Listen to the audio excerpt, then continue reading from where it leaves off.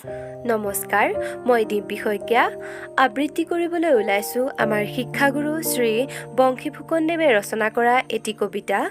কবিতাৰ শিৰোনাম এতিয়া মালা গাঁঠিছোঁ চকুলোৰে। চকুলোৰে মালা গাঁঠিছোঁ আজি। আশা নিৰাশা পোৱা নোপোৱাৰ উত্তৰহীন জীৱন অংকত অৱসৰীৰ। সেই দিন আৰু নাই।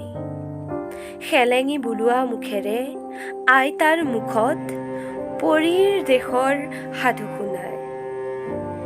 চেনেহী আইজনীও কেতিয়াবাই হেৰাল। সপোনত বিচাৰোঁ একোলা মমতা আবেগ এতিয়াও। চেকনিৰ কোব খাইছিলোঁ, খঙো উঠিছিল।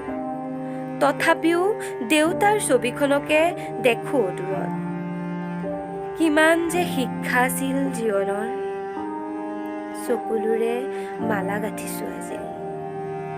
অতীতৰ লগৰীয়া কণ মন বন কুহিৰ ঠিকনা মাথো মোবাইলৰ স্ক্ৰীণত। আন্তৰিকতা দয়া মমতা এতিয়া মাথো অভিধানৰ পৃষ্ঠা শুৱনি কৰা কেইটামান শব্দ। টুপ টুপ টুপ চকুলোৰে মালা গাঁঠিছোঁ আজি। নীৰৱে নিঃশব্দে সংগী মাথো নিসংগতা। ধন্যবাদ।